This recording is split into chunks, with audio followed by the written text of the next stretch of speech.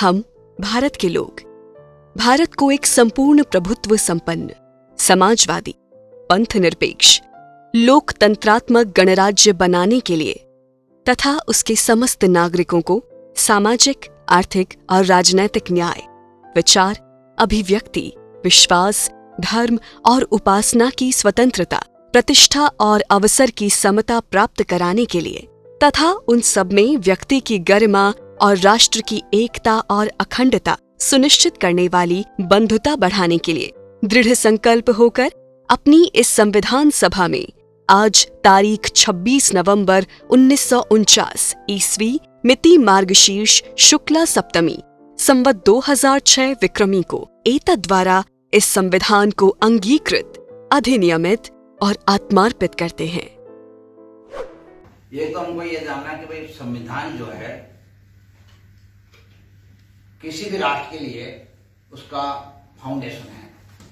कितना भी नैतिक बल देश में हो, कितना भी संसाधन हो, कितनी भी अनुशासित सेना हो, पर बिना संविधान के देश को न बना सकते हो, न देश को टिका सकते हो और न देश नहीं हो सकता है। ये सभी की जरूरत है। अगर राजा है तो उसको भी संविधान चाहिए, मूल आधार जिससे वो शासन चला सके। तानाशाह हिटलर था, उसके पास भी बाइबल कॉन्स्टिट्यूशन था। चाहे डिक्टेटर हो, राजा हो, लोकतांत्रिक गवर्नमेंट हो जो इंडिया की है, ब्रिटेन की है, या किसी भी तरह की गवर्नमेंट हो, पर संविधान सभी की जरूरत है। हम इतिहास में तो नहीं जाएंगे, तो अब ये जो संविधान बनने की प्रक्रिया जो शुरू हुई है वो last quarter of 18th century में शुरू हुई है। जो सबसे पहले संविधान लिखने का काम अमेरिका ने किया और उन्होंने एक संविधान अपना 1778 में अपना लिख दिया। उसके बाद 3 साल बाद 1791 में फ्रांस ने लिखा, पोलैंड ने लिखा। एक दौर तो संविधान लिखने का ये चला। दूसरा दौर संविधान का पोस्ट सेकेंड वर्ल्ड वॉर चला। उसमें सबसे जो इम्पोर्टेंट संविधान इंडिया ने लिखा 1946 से लेकर 1949 तक, और भी तमाम देशों ने लिखा। पूरा लेटिन अमेरिका ने लिखा संविधान। लेटिन अमेरिका के जितने भी देश, सेंट्रल और लेटिन अमेरिका के देश, उन्होंने सबने संविधान लिखे। पूरे सेंट्रल यूरोप ने लिखे, ईस्टर्न यूरोप के देशों ने लिखे, और संविधान लिखने का सिलसिला चला। तीसरा दौर जो संविधान चलने का चला लिखने का, वो लास्ट डिकेड और 20th सेंचुरी में चला, 20वीं सदी के लास्ट दशक में। तो उसमें सबसे इम्पोर्टेंट संविधान लिखा गया वो साउथ अफ्रीका का है, और 1996 में। उसके बाद ईस्ट तिमोर ने लिखा, अफगानिस्तान ने लिखा, श्रीलंका ने लिखा, और काफी देशों ने संविधान लिखे। संविधान में हर कोई भी कानून होता है तो एक स्टेटमेंट ऑफ ऑब्जेक्ट होता है। ऑब्जेक्टिव क्या है, तो कानून लेके आ पाए, पर चूंकि संविधान में भी ये स्टेटमेंट ऑफ ऑब्जेक्टिव प्रीएम्बल है। प्रीएम्बल का आप मोटे तौर पर ये समझ सकते हो, हर संविधान जो भी बनेगा किसी भी दुनिया के मुल्क का, तो उसमें एक उसका फिलॉसफी होता है, उसमें एक पॉलिटिकल प्रिंसिपल्स होते हैं, उसमें एक वैल्यूज होते हैं। क्योंकि जब तक ये प्रिंसिपल और वैल्यूज के ऊपर राष्ट्रीय सहमति नहीं बनती है तो संविधान नहीं बना सकते हो। संविधान बनाने के लिए जरूरी है कि देश में एक आम सहमति बने।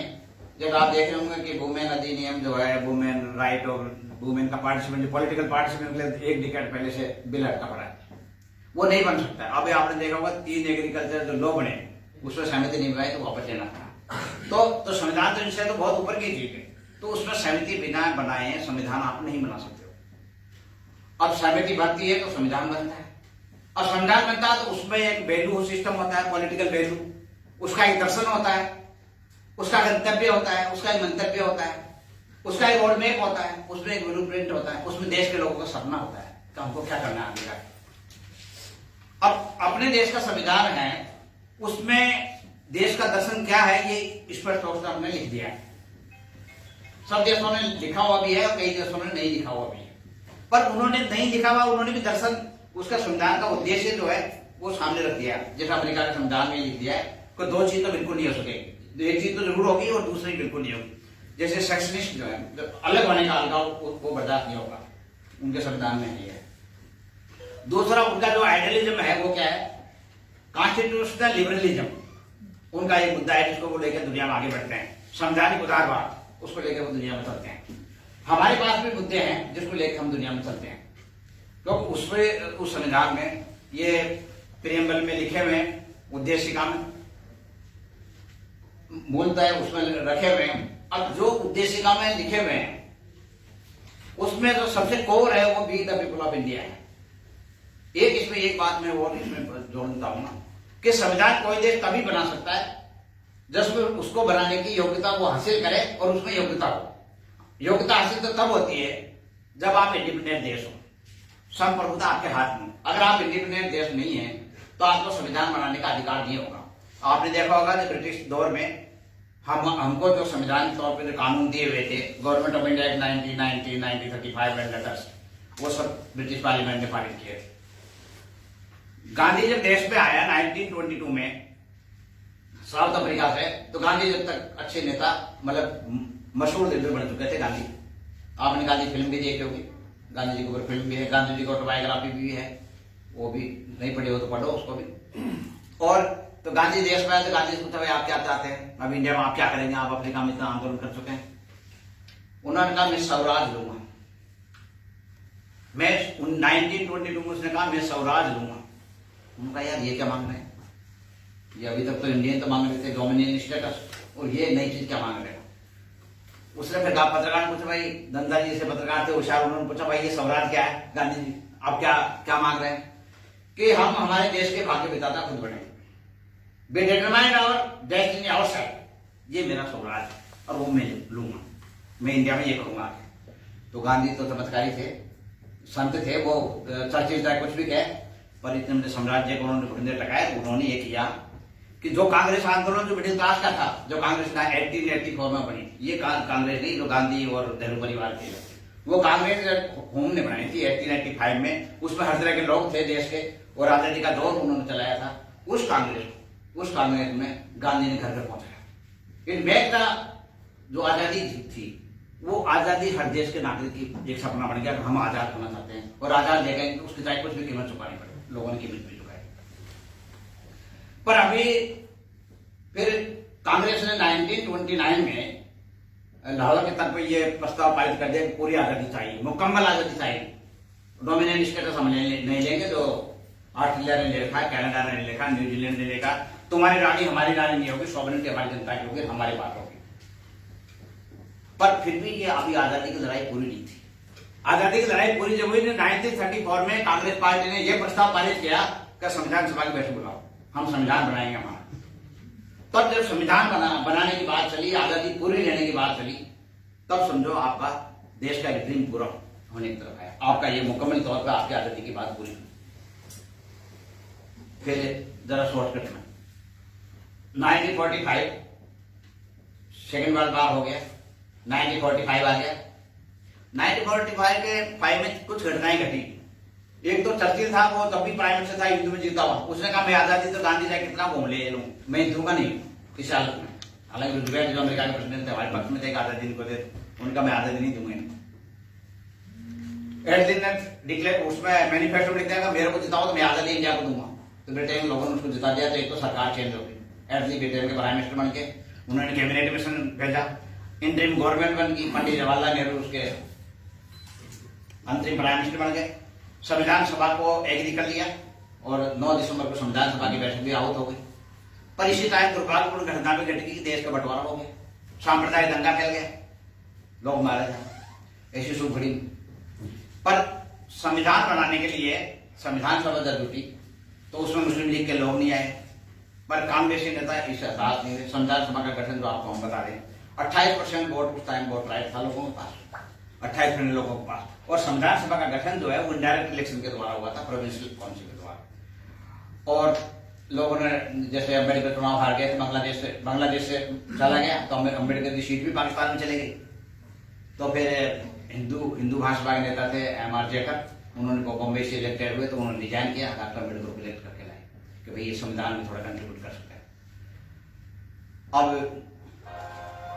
अपने जो संविधान जो देश का बनाया, तो अभी ये गांधी जी ने आजादी दिलाई, पर ये संविधान में जो गांधी के जो विचार हैं, अब उसको तो वो तो आप नहीं डिटेल में जाएंगे। पर श्री मन्ना नारायण अग्रवाल थे, श्री मन्ना श्रीमान उन्होंने गांधी कॉन्स्टिट्यूशन बनाया, वो अलग अलग कॉन्स्टिट्यूशन लोगों ने बनाए थे। उसमें केवल संविधान सभा एक ऐसी थी, उसमें राजाओं के प्रतिनिधि थे, कांग्रेस के इलेक्टेड प्रतिनिधि, फिर कांग्रेस की एब्सोल्यूट मेजोरिटी थी। तो संविधान सभा की जो प्रोसेस चली इंडियन साइड में, वो चली कि कांग्रेस की वर्किंग कमेटी का रेजोल्यूशन, नेहरू के कैबिनेट के प्रस्ताव, कांग्रेस और संविधान सभा की मीटिंग, और फिर उसमें बाद फीडबैक जो मीडिया ने दिया, जो जनता ने दिया, जगह जगह डिबेट की, सभाएं की, जल से निकले, उन सबका फीडबैक लेके एक संविधान बनाया गया। 3 साल की लगातार मेहनत थी। अब उसमें यह मिशन चला भाई इशूज को सेटल डाउन करो, और कुछ हर देश में समस्या थी, अपने देश में भी है, पर इन्होंने कॉन्स्टिट्यूशन। अब जो प्रेमबल आप देख रहे हैं संविधान में, उसमें जैसे कोई भी अगर आप उसमें प्रेमबल में एक पर्पज, जैसे 3 तो यह है मेन कि भाई we the people, sovereignty, republic और डेमोक्रेसी, ये देश होगा, जनता रहेगी देश की मालिक, और सॉवरेनिटी रहेगी जो कभी खोएंगे नहीं, और रिपब्लिक और डेमोक्रेसी बनाएंगे, और इंडिविजुअल को सेंटर में रख दिया। हमारी जो हिस्ट्री है, हमारा जो सोसाइटी है, इसी टाइम तो 5000 साल पुराने, 4000 साल पुराना देश है। ऋग्वेद अपना 1600 BC में लिखा हुआ है, रिटर्न डॉक्यूमेंट हमारे पास है, हम ओल्डेस्ट कल्चर है दुनिया की। तो हमने जो ये प्रस्तावना रखी है, ये संविधान it is brought out from our heritage and culture. इसमें ऐसा कोई आइडिया नहीं है जो हमारे कल्चर में नहीं है, या हमारा जो दर्शन की जो परंपरा है उसमें नहीं है, क्योंकि दर्शन के ओरिजिनेटेड तो मेन जो है वो 4 देश हैं। यानी भाई 17वीं सदी के पहले जो जितनी भी कल्चर है, सिविलाइजेशन है, हेरिटेज है, it is derived from China और इंडिया और क्लासिकल रोम और ग्रीक, और तो कहीं है नहीं। तो इसमें जो ज्यादातर जो विचार है वो हमारे हैं। संविधान में कोई आप ये समझ, जैसे सेकुलरिज्म एक आइडिया है जो बाद में इंसर्टेड किया गया, नहीं करते तब भी हमारे पास था। हमारा तो समाज ही सेकुलर है, सर्वधर्म समभाव। इसकी तो यहाँ पर जड़ें बहुत गहरी है। जब ईसा मसीह के 12 जो डिसिपल थे, वो उसमें एक इंडिया में आया हुआ था, तो वो उसको कुछ ने थॉमस आए हुए थे, थॉमस को रोका नहीं, तब भी क्या क्रिश्चियन बन गए थे लोग, आराम से रहे। हमारे यहाँ मुस्लिम भी आए, तो 7वीं सेंचुरी में था, तो उसमें यहाँ आराम से रह रहे थे, कोई तकलीफ किसी को नहीं थी, क्योंकि हमारा तो ये आइडिया था कि देश की तो ये फिजा में था कि हम लोग सबको सहन कर सकते हैं, सबके साथ रह सकते हैं। ये जो आइडियाज हैं, इनके संविधान में आगे डिटेल में किया हुआ, कोई जैसे आपका लिबर्टी है, उसको कैसे अचीव करोगे, फ्रीडम के लिए क्या व्यवस्था है, आगे आर्टिकल्स है, चैप्टर्स है, तो वो तो आप देखो। कुछ इसमें ऐसा भी है कि जिसके लिए जैसे बंधुता है, एक संविधान में एक अपना ये भी एक ऑब्जेक्ट है, न्याय है, समता है और स्वतंत्रता है, और उसके अलावा एक बंधुता भी है। पर बंधुता के लिए कोई संविधान में प्रोविजन नहीं है। जब लिबर्टी, जब आप फ्रीडम की बात करते हैं तो आर्टिकल 19 है, 20 है, 21 है। इक्वलिटी की बात करते हैं उसके लिए है। हम सेकुलर की बात करते हैं उसके लिए 25 लेकर 30 तक आर्टिकल है। पर बंधुता के लिए कोई आर्टिकल नहीं है। फेडरलिटी के देश में कैसे उसको अचीव करें, तो ये भी एक आप लोगों के सामने इशू है कि उसको, क्योंकि वो ब्रदरहुड नहीं रहेगी लोगों में, भाईचारा बंधुता नहीं रहेगी, तो देश आपका जो देश का एक पर्पज है ना कि यूनिटी अमंग द पीपल, तो उसको कैसे बनाओ।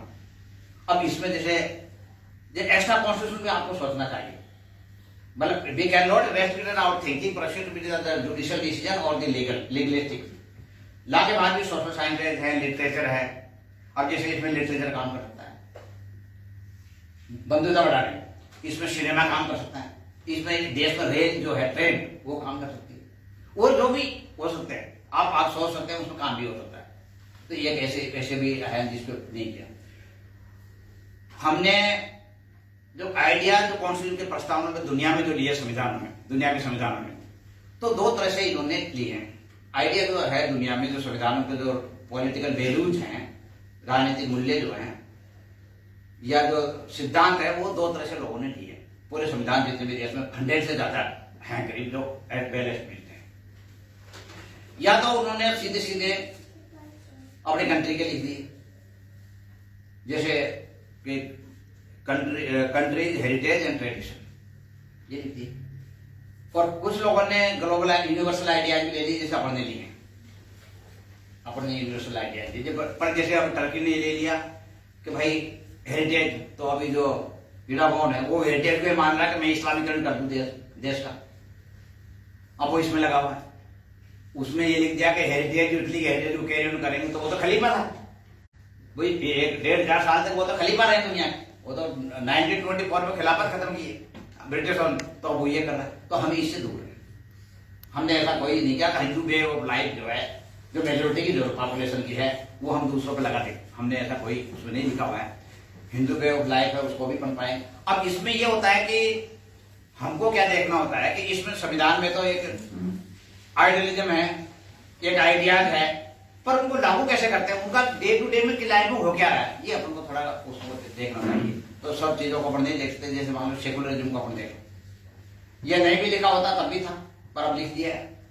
अब इसमें क्या है, जैसे ऐसे एलिगेशन लगते हैं पॉलिटिकली कि भाई कांग्रेस माइनॉरिटी का अप्रोचमेंट कर रही, अब पहले ये इधर शायद माइनॉरिटी की तरफ थी, तो अब मेजोरिटी की तरफ डाइवर्ट है, तो अब ये इसको पटरी पे कैसे रखो, ये कैसे रखो पटरी पे, क्योंकि आपको याद रखना चाहिए कि प्रथम विश्व युद्ध का जो शुरुआत हुई थी वो माइनॉरिटी के राइट को लेकर हुई थी। दोनों जो विश्व युद्ध लड़े गए थे, पहला विश्व युद्ध शुरू हुआ था और जिसमें नरसंहार हुआ था लोगों का, प्रॉपर्टी का, वो केवल जो ईस्टर्न यूरोप और सेंट्रल यूरोप जो है उनके मूल अधिकारों में, अल्पसंख्यकों के जो मूल अधिकार है उनको लेकर वो हुआ था।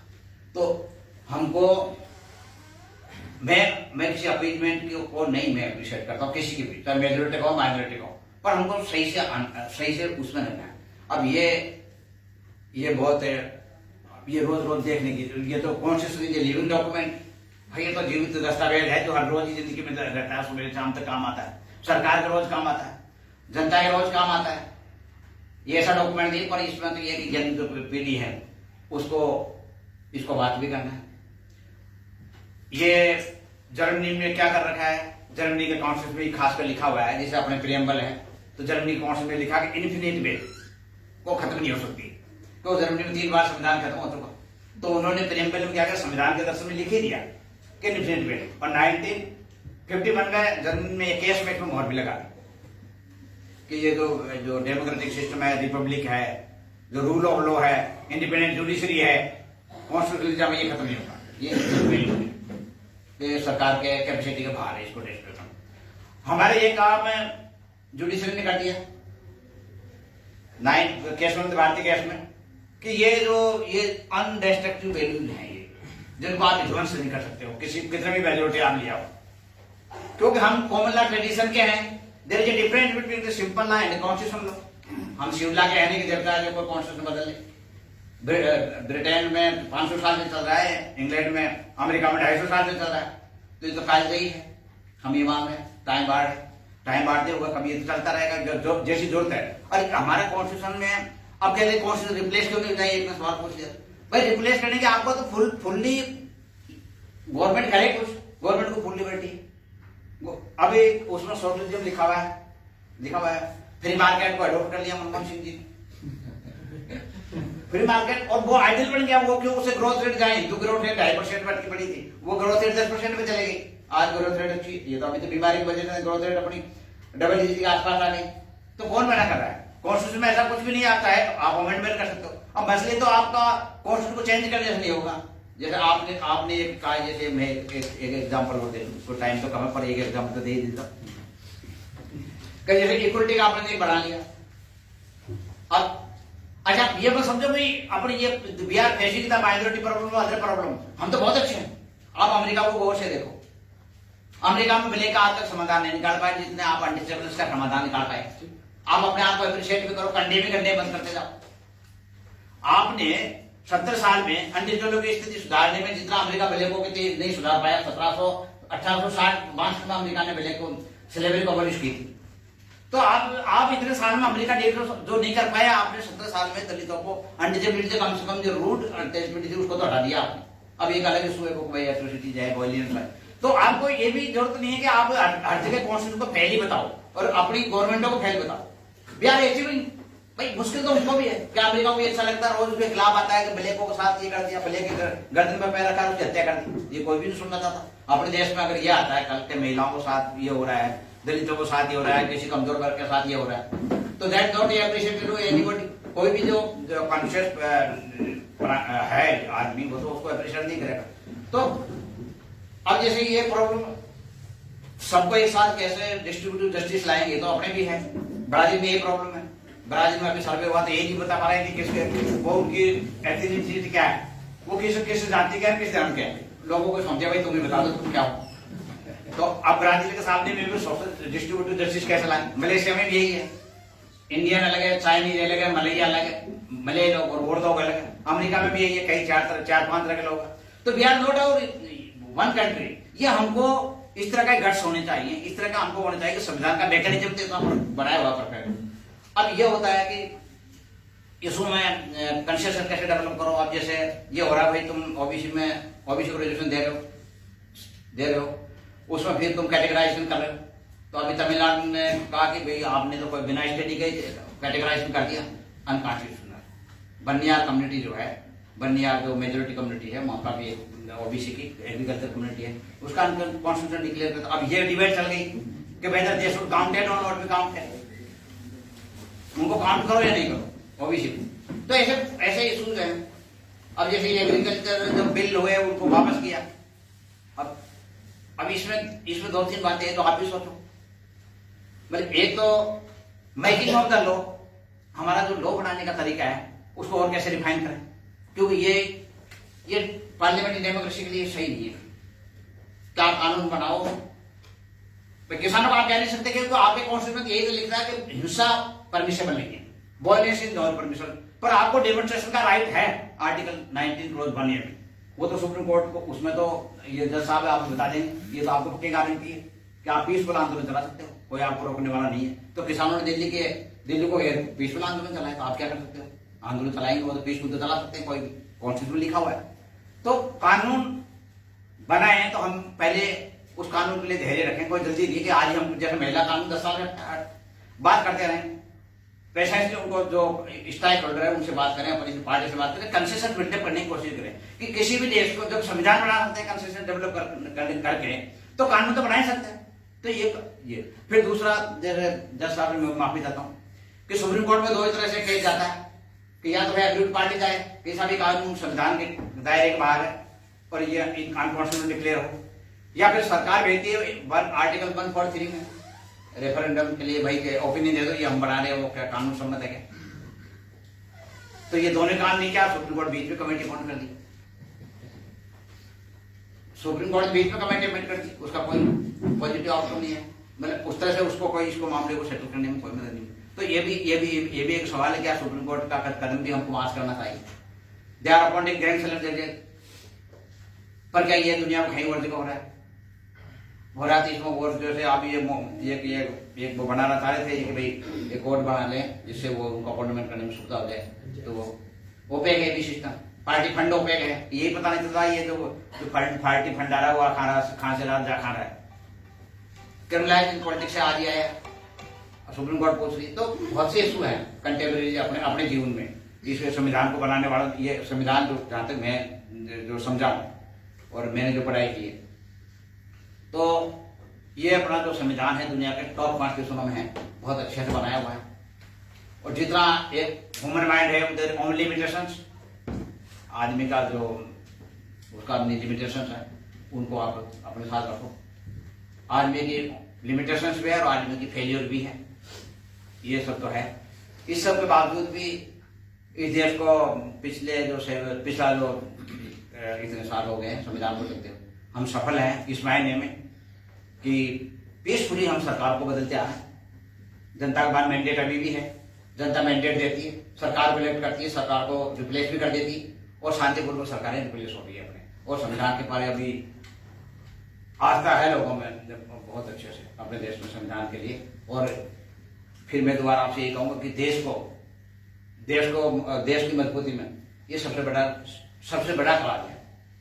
देश में लैंग्वेज भी हो सकती है, रिलीजन भी हो सकता है, एक जैसा एक्सपीरियंस भी हो सकती है, एक जैसी हिस्ट्री भी हो सकती है और बहुत कितनी भी चीजें हो सकती है, पर देश है और देश को सरकार का स्ट्रक्चर है, लोगों के अधिकार हैं, वो संविधान बिना संभव नहीं है। हमारे देश में तो हमारा जैसा देश जिसमें इतनी डाइवर्सिटी है, इतना हिस्ट्री है, इतनी ज्योग्राफी है, एरिया है, उसमें तो संविधान का मजबूत रहना, संविधान का और भी मजबूत से मजबूत बनाना अच्छे से, ये हमारी स्थिति है।